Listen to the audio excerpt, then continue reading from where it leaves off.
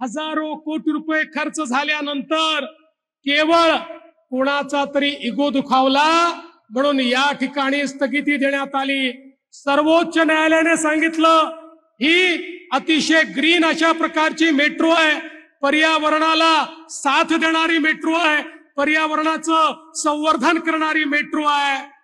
पण दुर्दैवाने आमच्या उद्धवजींचा काय इगो दुखावला मला माहिती नाही, त्यांनी याला स्थगिती दिली। छत्रपती शिवाजी महाराज की, धर्मवीर छत्रपती संभाजी महाराज की जय भवानी, जय भवानी, जय जय जय जय जय भवानी, जय जय जय जय जय शिवाजी। हिंदवी स्वराज्याचे सरसंस्थापक छत्रपती शिवरायांना मानाचा मुजरा करतो। भारतीय राज्यघटनेचे शिल्पकार भारतरत्न डॉक्टर बाबासाहेब आंबेडकर यांना मानवंदना अर्पित करतो।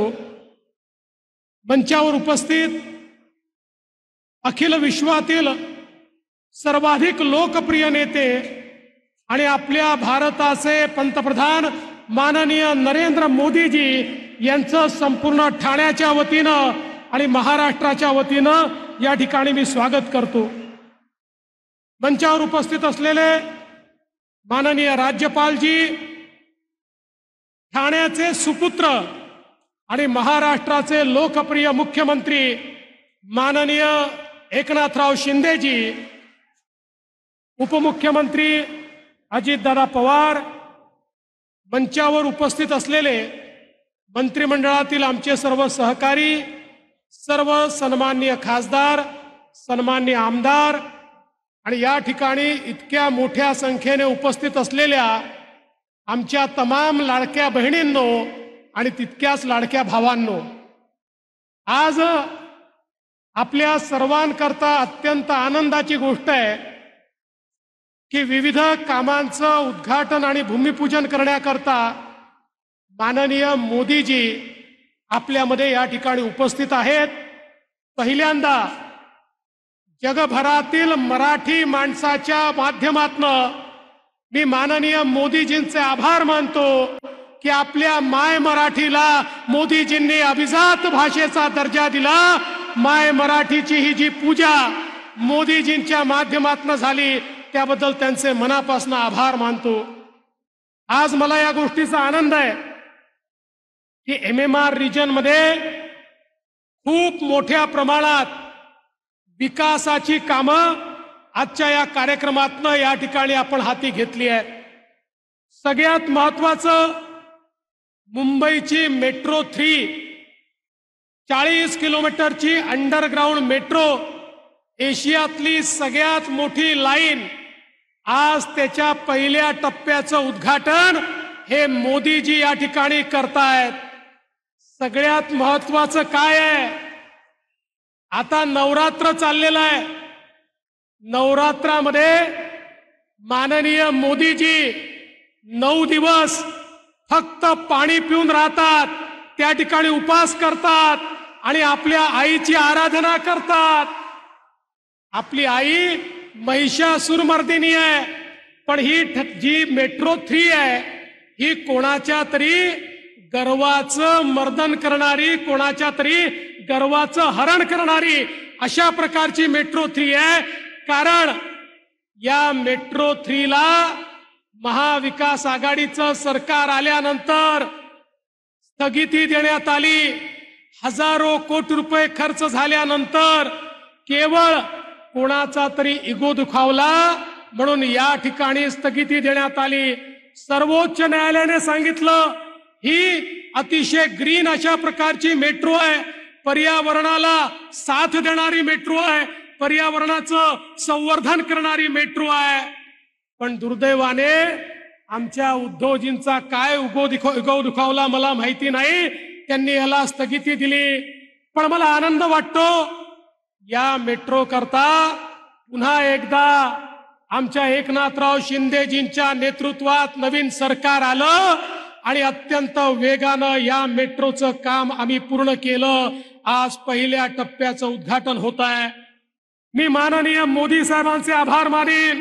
मोदी जी, ये मेट्रो, अंडरग्राउंड मेट्रो हमको मिली, इसका कारण आपकी और जापान की जो दोस्ती है और स्वर्गीय शिंजो आबे साहब के साथ आपकी जो मित्रता थी, उसके कारण जापान की सरकार ने, जायका ने इसको पूरी मदद की और आज ये मेट्रो यहां पर तैयार हो रही है. आणि मुंबईमध्ये रोज 17 लाख प्रवासी या मेट्रो मध्ये प्रवास करतील. लोकांच्या जीवनामध्ये अतिशय सुखाचे क्षण या ठिकाणी येतील.